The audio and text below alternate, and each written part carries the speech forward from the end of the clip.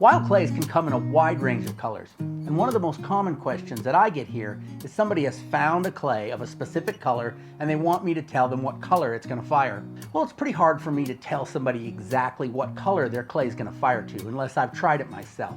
But there are some general guiding principles that tell you what colors usually fire to what colors. And so today we're going to talk about colors of clay. In all my years of exploring for clays all over the American Southwest, I've compiled quite a large collection of different colors of clay. And so today we're going to try some of those out. Yesterday I made this pookie. So today we're going to mix up some of those clays in my collection. We're going to apply them to this, and we're going to dry this out and fire it so you can see firsthand what colors we get. If you're ready, let's get started. Okay, I've gone through my collection and I put together 12 different clays of various colors to test out today. Let me talk to you a little bit about each of these clays, where they come from, before I go ahead and apply it. Green clay from near Safford, Arizona. Yellowish green clay from near the Bailey Ruin, which is near the Mogollon Rim in Arizona. This one's called Cow Ranch White. This was found near Blanding, Utah. This gray clay is from the Hopi Reservation. It was given to me by my friend Tom Weiss, who wasn't a Hopi.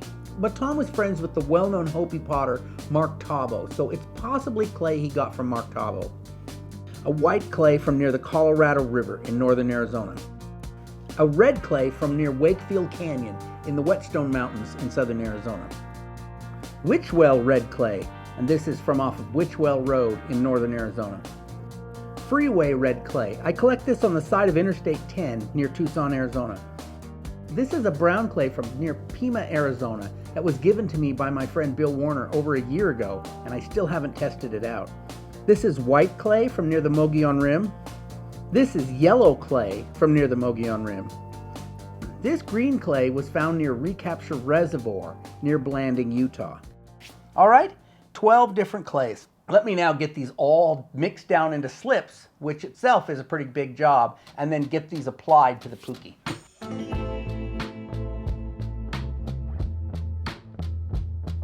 A few days ago, I received an email from a fan who wanted to know if my online masterclasses contained any different information than my YouTube videos.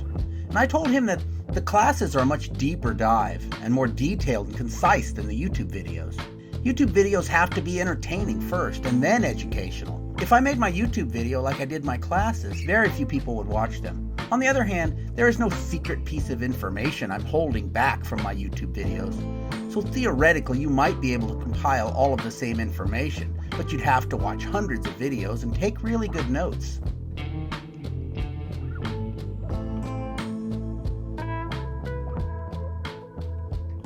Alrighty, I got them all painted. Let's talk about where I'm at with this project. A lot of these slips were not purified. They were just straight natural clay thrown in a bucket with some water and hydrated. And so there's a little bit of grit in them, and you can see that in the slip that's applied here. So I need to come back with a smooth stone after this is dried a little bit more and kind of polish those slips, especially the ones that are a little bit gritty, and that'll kind of push those bits of grit down into the pot so they're not sticking up too much and make it look a lot nicer.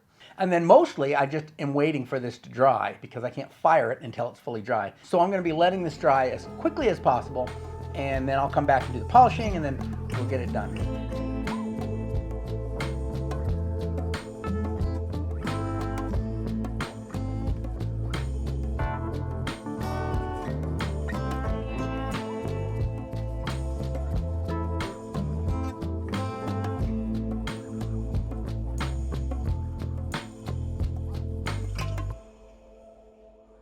Okay, it's 2 days later, and I let this dry all day yesterday, and it's pretty dry now. I think we're ready to move on to firing.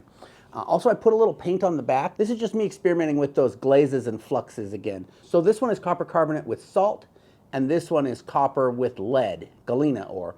So those are a separate sort of experiment that I'm going to be running. If you want to know more about those kind of things like natural fluxes, I've got some videos about that, and I'll link them up right over here, so you can go check those out if you're interested. Now I'm going to throw some organic paint on this because I want to test the organic paint on the inside on some of these slips. Now if you remember about organic paint, it requires not only a special slip to be applied to, but it also requires a very specific firing regime, which I'm not doing. This is one of those in the yard charcoal fires. It may not come out very well. It may not come out at all, but I'm hoping I will have a little bit of the paint remaining so that I can get an idea of which one of these slips works best with organic paint.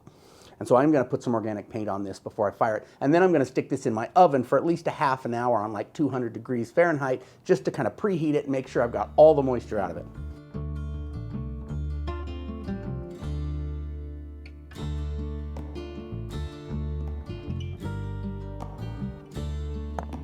This style of pottery firing using charcoal was developed by my friend Tony Soares. He called it Urban Anasazi style. Anyway, he's got a really great video explaining about it, and I'll link that up down in the doobly-doo in case you're interested in learning more about firing pottery this way. When I fire this way, I usually sit around out there at least until it's done smoking. That way, in case the neighbors have any questions about what's going on. But there's really no danger of the fire escaping or going anywhere, so it's pretty safe.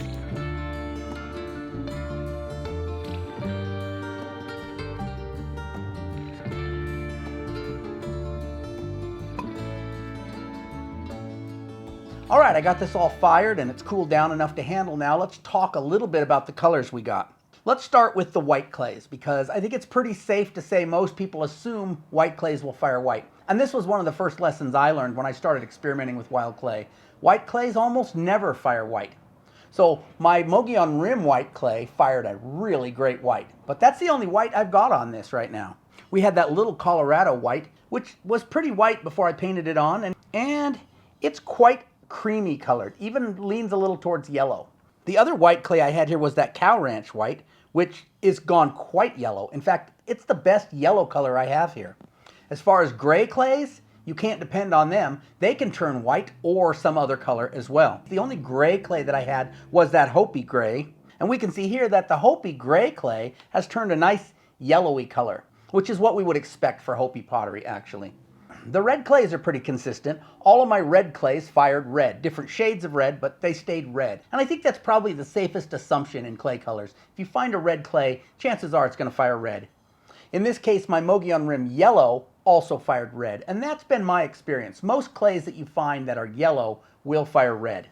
Now, in the case of this Bailey Ranch yellow, which was number 2, we can see that it started out yellow, a pale yellow. It wasn't as mustard yellow as the rim yellow, but still yellow. And it has fired a bit of a yellowy orange color, not really so much what we'd call red. Maybe a little on the brown side even. So if we could generalize here about the colors of wild clay and how they fire, we could say that white clays tend to fire cream or buff. Red clays usually fire red. Green clays usually fire yellow. But there's so much at play here that it's really hard to say anything for sure when you find a wild clay. So if you're interested in decorating your pottery with natural colors like this, check out this video right over here, which goes into how to use natural minerals to make paints to decorate pottery with. Thanks for coming along with me today. I'll catch you next time.